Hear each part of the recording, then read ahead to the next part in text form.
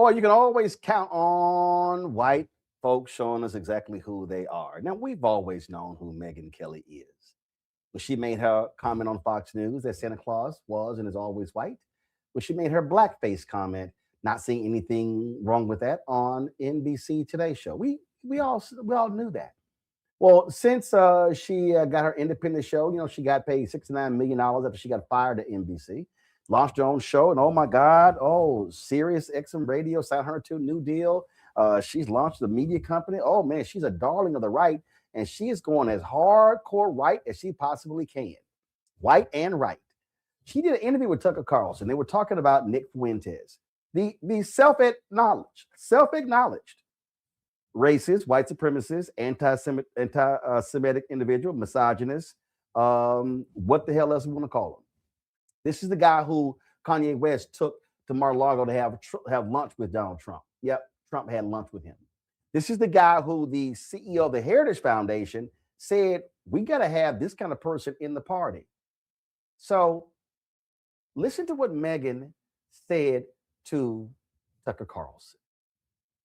I had no problem with the fact that you interviewed Nick Fuentes, and you did it your way. And I happen to know, because I know you, and I know some other things about that interview, that you did it with a pure heart. It wasn't because you were in love with all of Nick Fuentes' messages at all. But I know you, and I understood, you don't have to confirm or deny, but I thought you were very much trying to reach him with your main message that you say all the time, which is in the conservative sphere, on the right, we don't judge people by identity. You didn't say it this way, but we're not big on the N-word and the other words that he's been calling people like Usha Vance, or even thinking about people that way, because that's what crazy leftists do with identity. But it's anti-Christian too. I hate that. As Christians do. Okay, so that you tried. It didn't really work, but you tried. And I know your heart was in the right place, and it was a worthwhile exercise because he's a very interesting guy, let's face it. He's obviously got some very extreme views, but he's very interesting and he's very smart. And on a lot of things, there is value to be derived from that guy's messaging. I'm sorry, but he actually has a lot of things he talks about that you're like, this is not a bad point about our country. Excuse his thoughts on race and Jews and the Holocaust and all that, obviously. Okay, so I was fine with your interview with Nick Fuentes. Oh, he has such great things to say. Oh, well, let's excuse the little racist things. Let's excuse the anti-Semitic things. Let's excuse the sexist things. But got some great ideas. Oh my God, he's a really interesting guy. Well, even the folks on the right were savaging her ass. This is a Mediaite story right here, where one of them called her Grandma Groper. Megyn Kelly savage for singing the praises of Nick Fuentes. And you go through this article, it lays out all those different people, John Podhurst. Megyn Kelly is rotted to the core. And for what? Not even Wales. Then if you keep going, you'll see Benjamin, this dude, Ben Dominic, he's married to the insufferable Meghan McCain. If you think Nick Fuentes is brilliant, I'm honestly impressed that you have enough brain function to remember to breathe. Then you go down here, Dave Rubin, great move for Grandma Groper to attach herself to Fuentes and Candace, meaning Owens. Is there anything she won't do for a click? Find out tomorrow. Then let's see here. It was this guy, Elon Miles Cheong, called her Grandma Groper. And this other guy said, did she praise him for making the trains run on time? That's a reference to Nazis and Jews in Germany. Oh, this other person says, there it is. Some of us were so ahead of the curve here and got bashed for it, but it was always obvious to anyone willing to see. Well, we also knew it as well as Black people. Again, I don't think Megyn Kelly is anti-Semitic, but she knows what she's doing in the crowd she's trying to appeal to and placate. She's always been awful, always. She's just decided to descend lower and lower because her belief that it will financially pay off. This person here said, the drill ISIS tweet, but for internet Nazis. This Black conservative here, I'm starting to understand how the permission structure which enabled the Holocaust came into being. So many formerly reasonable people have decided to side with Nazis because it's easier and more expedient. This person says here, if our culture returns to a certain level of sanity, if ever, we must make sure that the people who drop their masks are not allowed to put them back on and carry on as if nothing happened. This person said, This is quoting Nick Fuentes. Hitler did some good things. And then let's see here. Megyn Kelly has actually decided that she's done with the 90% of the normally Republican base. And for some reason, it's now in love and courting the 10% Groper loathsome subculture. Godspeed. This guy here, Steve Guest, said, unreal. This person says, Kelly insists there's a lot of value to be derived from Fuentes' messaging. Is she referring to his exaltation of Hitler, his denial of the Holocaust, his insistence that Jewish Americans are conspiratorial traitors who deserve to be annihilated, or does none of that matter? Let's see, one more. It was never actually about, sure, you may disagree with him, but unity and don't cancel people. It was always about, quote, don't criticize the Stalin-loving Nazi I agree with. Megyn Kelly basically followed the Groper trail already blazed by Michelle Malkin. Let's see, any more? Boy, they were just going in on her. Now, those are all right-wingers there. But you got to understand, y'all, racism is the point. Racism is the key, who they are appealing to. Let's take Elon Musk. Now, we know apartheid Elon. It's absolutely all about white supremacy. All he does is talk about on Twitter the fertility rates of white people, how they're collapsing in Europe and in the Western countries. He ain't talking about black people or Latinos. He's not talking about African countries. He's talking about white people. Well, Elon was just being his usual self. Check this out. So he's on his racist app. And then this person tweeted, white people have a simple choice to make: be conquered, enslaved, raped, and genocided while being called racist, reclaim our nations and our dignity while being called racist. It's that simple. This guy, a non-patriot, said the two options are clear. Elon Musk said yes. Then check this out. This guy tweeted, if white men become a minority, we'll be slaughtered. Remember, if non-whites openly hate white men while white men hold a collective majority, then they will be 1,000 times more hostile and cruel when they are majority over whites. White solidarity is the only way to survive. That's what this particular person tweeted. Well, Elon said 100%. But that same thread, so I went to this person's thread. This is what this same person said in the thread. Jews love casting niggaboo women as the wise ones among whites in TV and movies. Total inversion of reality meant to degrade whites' common sense.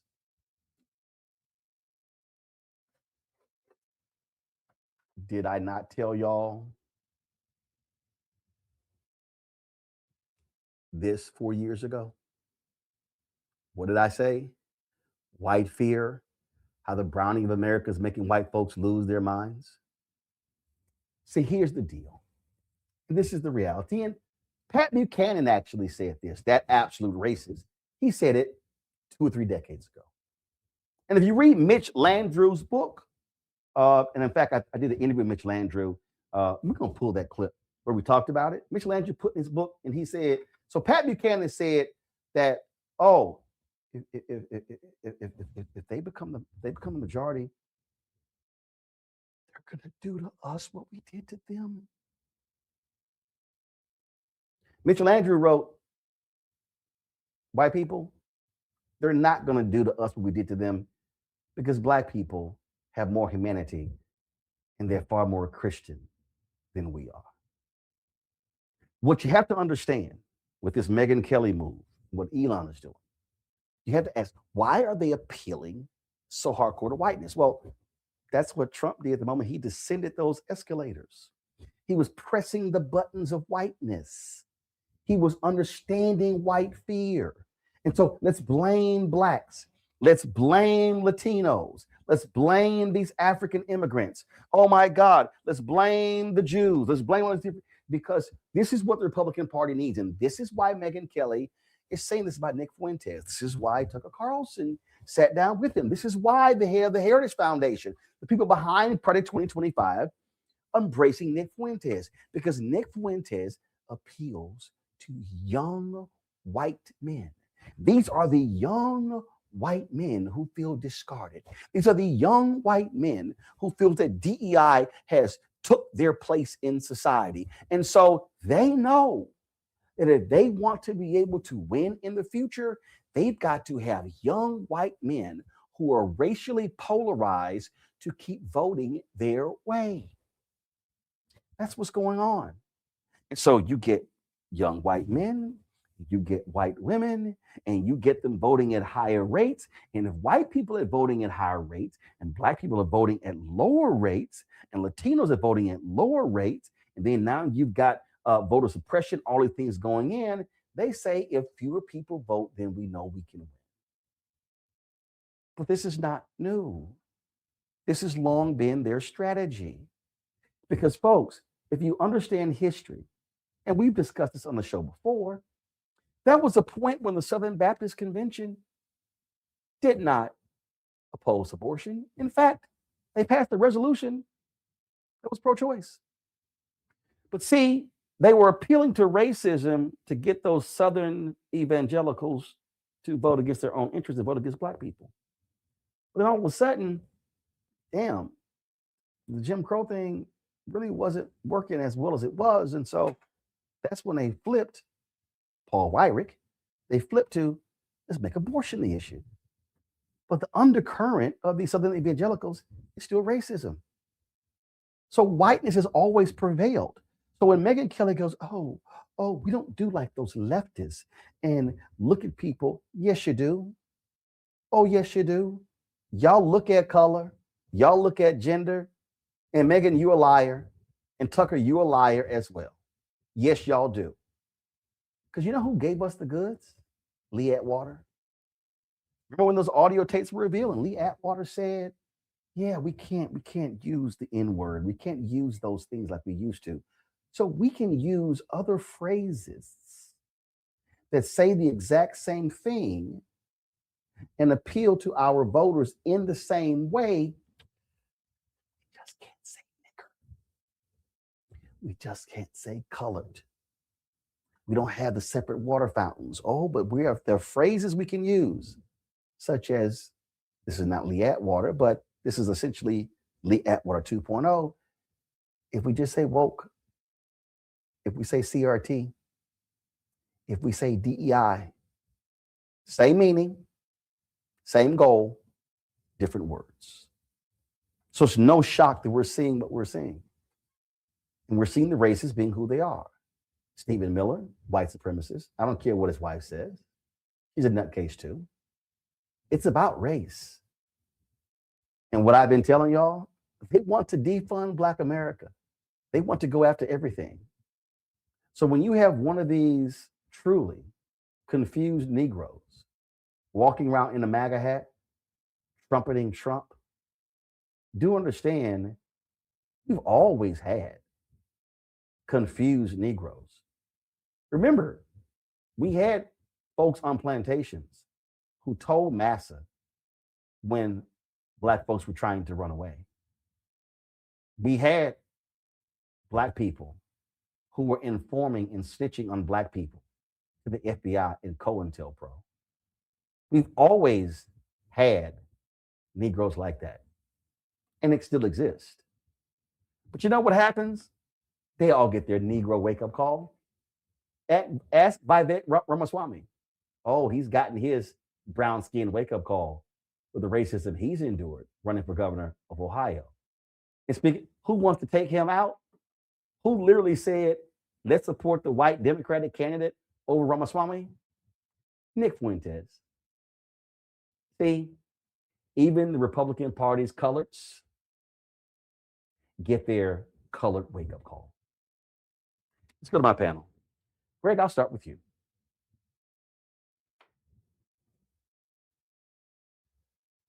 Well, listening to you, I mean, you've laid it out.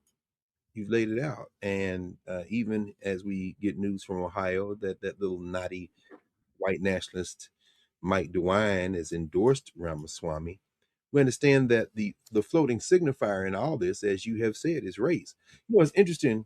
I was trying to remember. Of course, we remember 2022, the 3-part series in the New York Times on the American white nationalist Tucker Carlson. At least one of the headlines, if memory serves me correctly, pursuant to what you just laid out, including the title of your book, is that Carlson was tapping into white fear. And this is where it becomes very important for us to reframe the narrative, as I was saying a minute ago. White nationalism is the mother's milk of white politics in this country, regardless of the political commitments other than white nationalism. It is the mother's milk. It is what has driven the Democratic Party crazy since the apex of the civil rights movement, chasing imaginary white voters. It is what has hamstrung the commercial mass news entertainment media. Instead of saying white, they have to say blue collar. Instead of white, they have to say working class. Instead of white, they say conservative. No, it's all whiteness. So when you hear Megyn Kelly, a white nationalist, referring and in conversation with Tucker Carlson, a white nationalist, that isn't surprising. And of course, as you said, the great replacement theory, you hear that as well. But when you hear Jesse Ventura, oh my friends, when you hear Jesse Ventura, who came to prominence and in many ways foreshadowed Donald Trump as a clown becoming a chief executive officer. You could say whether it was Ventura or his wrestling buddy Schwarzenegger, either way. But when you hear Jesse Ventura say, maybe I'll run for a third term, we're a third world country. Hold on, dude. You said those things in the same phrase. What does that mean? You're still trying to tap into the imagery of the threat of the rising tide of color, even as folks might say in this moment, you're against Trump, like you were against the Confederate flag and maybe the Redskins nickname, but you want the votes of those white nationalists. Finally, the solution to this isn't continuing to use the same language. As Malcolm X said, you're speaking a language they don't understand. You've got to frame this, and ironically, or maybe it's an ancestral intervention. When you see Renee Nicole Good lose her life, you got to frame this as good versus evil. And if you go to war and a tear happens to fall out of your eye while you're swinging your sword like Congresswoman Crockett, fine. But there should be no tears when you are combating evil. This is good versus evil. And anybody who taps into whiteness as the mother's milk of your politics, I don't care what your other politics are, you're somebody who has to be fed, at best fed out of a long handled spoon. At worst, you must be politically destroyed. And that's where we have to be today. Noah. I want to talk to the Christians tonight. And but let me start here, Greg, about Crockett's tears. I am one of these women. I don't cry a lot. But if I do, it's usually out of frustration, and probably I'm using it as a device so I won't get up out of my chair and come and do you some physical harm. I didn't see her tears as kind of like um, a weak thing for her to do, or that she was crying for something more than I saw it as her protecting her kind of like emotionality. You know what I mean? That's what I got from that. Um, So, thinking about her level of emotionality, I get upset when these folks invoke Christianity, because any version of Christianity that I know, and when I say I know from Greek to New English to the modern Bible. I'm not talking about, picking up your little pocket Bible and you read a few proverbs. That's not what I'm talking about here.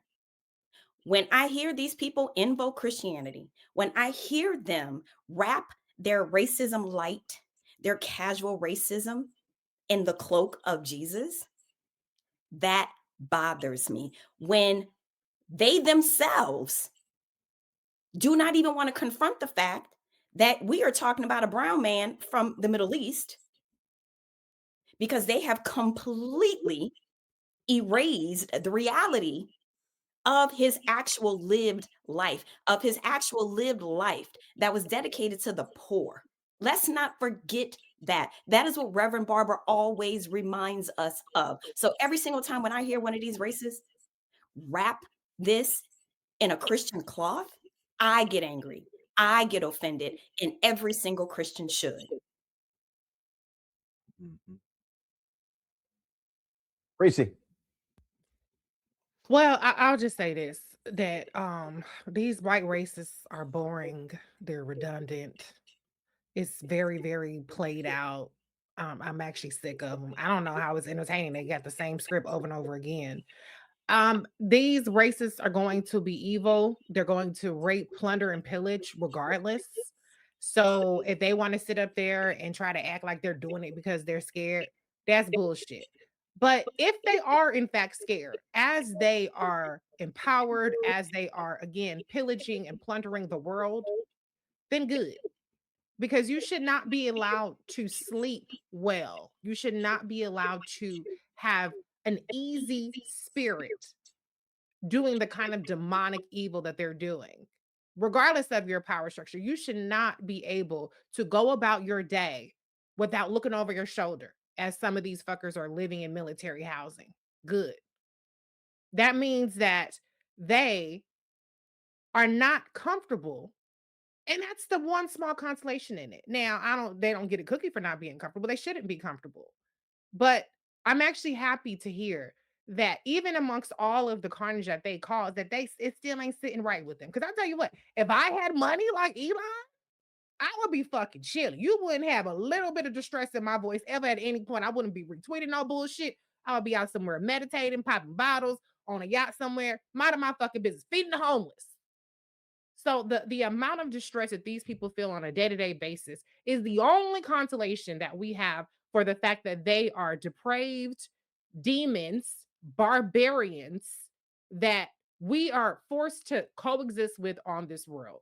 And unfortunately, there aren't many indications that people are willing to stop them. Like Donald Trump said. And actually, that might be the truth for now. We'll see how long. The only thing stopping him is what's in his mind. And that seems to be the only thing stopping any of these people until the white people that their white lives don't matter because they don't have the income, they don't have the class, they don't have the whatever the fuck. Until those white people decide to side with humanity in the way that Renee Good did, in the way that Heather Heyer did, in the way that many others have done that have been victims of white supremacy, even though they're white, and white nationalism, even though they're white. Until enough of those people rise up and survive their rising up against this white nationalism, then all we can do is take solace in the fact that they're very uncomfortable with what they're doing and that they don't think that they should be getting away with it. And they're shocked every single day that something hasn't happened to them that proves them right. Hello, I'm Isaac Hayes III, founder and CEO of Fanbase, and I'm here with a very important message. We are at a turning point in the Black community where we must have equity in the apps we use that scale to billions of dollars. But this time, we own the infrastructure, we own the culture, and we shape the future. And Fanbase is the future. Fanbase combines the free functionality of Instagram, TikTok, and YouTube into an all-in-one platform built for the evolution of social media and monetization. With over 1.4 million users, that's real proof that we are shifting the conversation of tech ownership and equity for creators. So right now, I want you to go to startengine.com/fanbase and invest today. The minimum to invest is $399. That gets you 60 shares of stock in Fanbase at $665 a share. This marks a turning point in Black ownership of social media. If we don't take this opportunity to own social media right now, we will always be customers to our own creations. And that can't go on. So once again, go to startengine.com/fanbase and invest today. We must own the platforms where our voices live, our stories matter, and where our culture drives the world. Thank you.